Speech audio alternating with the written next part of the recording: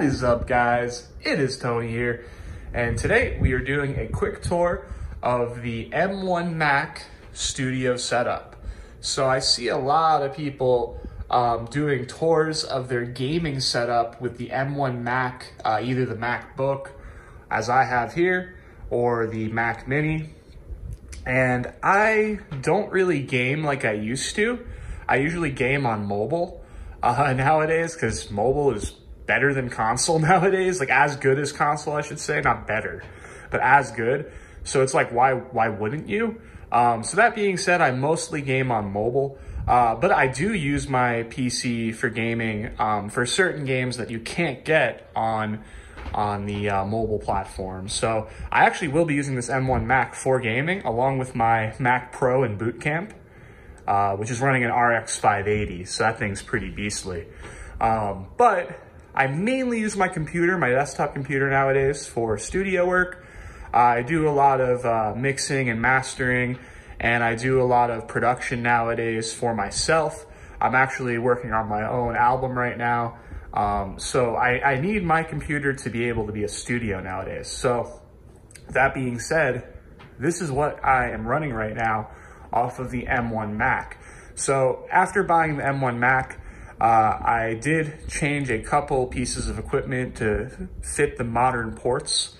And now I kind of have a new fresh setup to some extent. So I wanted to show you guys it.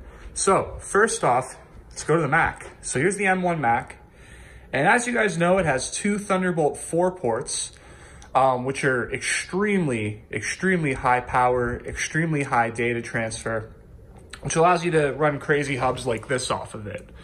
So this hub right here is a Mokin 8-port hub. It has an Ethernet. It has two ports here, which are USB-C Thunderbolt form factor, but one is for charging and one is just for data. So the data one, you're gonna have to, you're actually not able to run a display off of it. You're only able really to use like a powered hard drive off of it or something, which is actually what I will be running off of this. This will be running an NVMe RAID 0 array, which is actually going to be backed up to a RAID 1 array.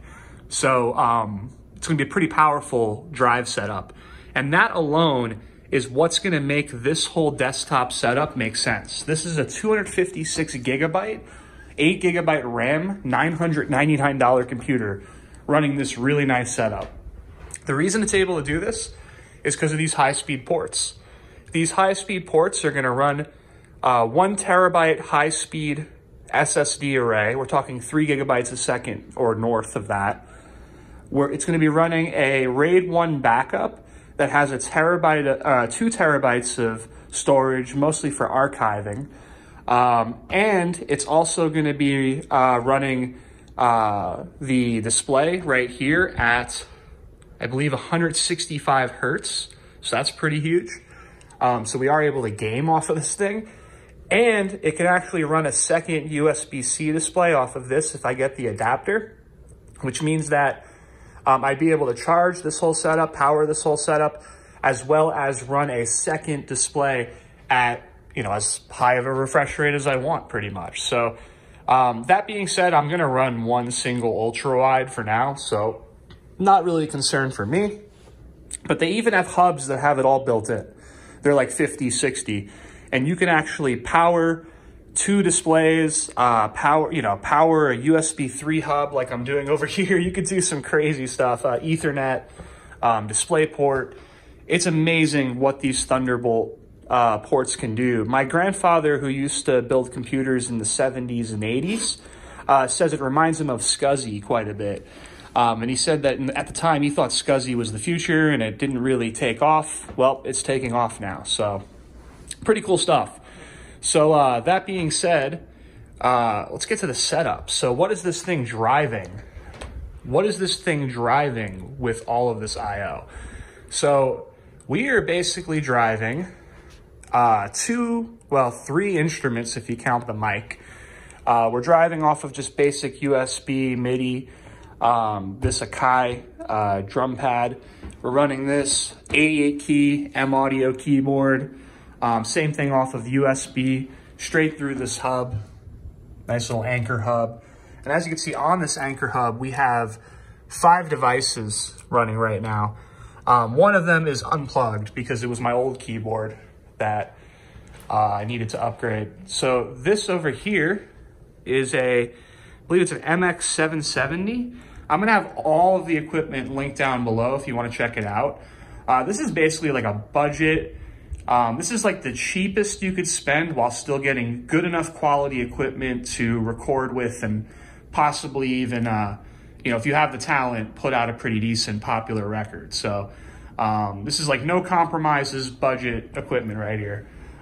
So got this mic set up with XLR, going into the audio interface, the Motu M2, which runs off of USB-C to USB 3.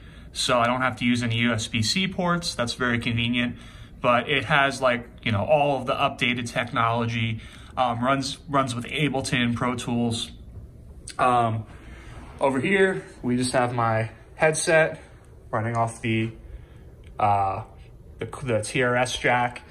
And then we have some pre-Sonos stereo monitors. They were under 100 on sale right now. Really good deal. You can see I have them on these glass stands. These glass stands were actually $18, I believe, for the pair. So steal of a deal right there. Definitely check everything out in the description down below. Over here, we have the HyperX. This is actually a really cheap backlit mechanical keyboard. It's kind of feels like a mechanical, but it's membrane. It's $39.99. It's, you know, pretty good for the price. You don't get macro keys though, so if you're really deep into macro gaming, this isn't a good option. But it does have media controls.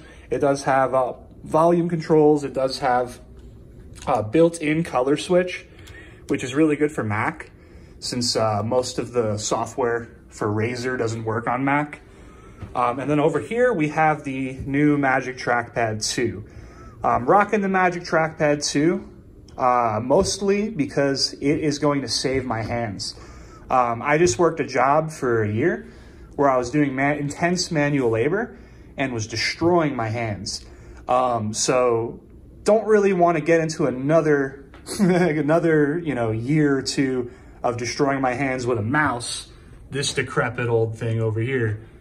So I've been using the trackpad on the MacBook, and I was using the trackpad on my Mac Mini that I bought used. And I fell in love with how easy it is on my hands. So I got the Magic Trackpad 2, and it is a lifesaver. So look how huge it is, by the way. It's actually bigger, hold it this way, bigger than the laptop. So it's very nice. I have all of this on this big desk pad, which just has the globe on it, which actually fits everything perfectly. So that's nice. And did I miss anything? I think that's everything, yeah.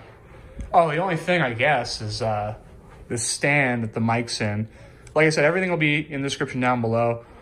This stand is really nice for isolating your voice. So there you go. Thank you for watching. That is the M1 Studio setup. As you can see, even though these computers are base, people who are saying that they aren't pro and that you're not going to be able to run your professional setup off of it, I don't know. I think you can. I think it's possible. I think the big thing is keeping in mind that this is a small, like this setup right here is plug and play, meaning down the road, I could take this computer and I could sell it for 70 to 80% of its value, okay? I could get rid of it and I could replace it with the new model, with the M2X or the M2 or the M1X or the M2, whatever they're gonna call it. So that being said, it's worth a shot. It's worth a shot if you're a pro, because this is at the pro level of the last gen, meaning you're gonna get the performance you need. Plus, this new platform boasts new plugins for apps like Logic Pro. So any apps that have already been updated that are within your workspace, look into it. You know, it's mostly going to be the Apple apps, and eventually soon here it's going to be the Adobe apps. Once those apps have been updated, they may work better than on your Intel machine. So for that reason, it may be worth at least having one unit to use in your workspace just to see what it's all about and get a head start on the game. So that being said, hope you guys enjoyed this quick little video. I'll see you guys in the next one.